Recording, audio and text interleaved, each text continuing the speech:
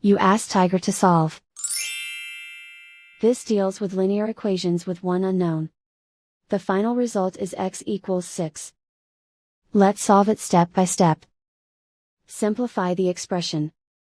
Expand the parentheses. Multiply the coefficients. Simplify the arithmetic.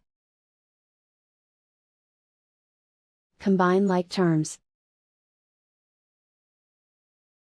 Swap sides.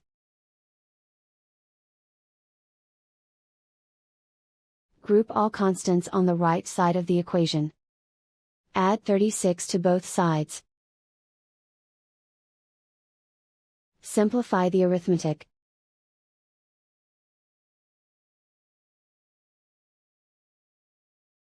Isolate the x. Divide both sides by 29. Simplify the fraction. Find the greatest common factor of the numerator and denominator.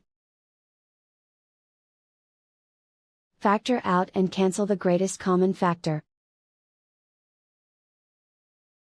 And so the final result is x equals 6.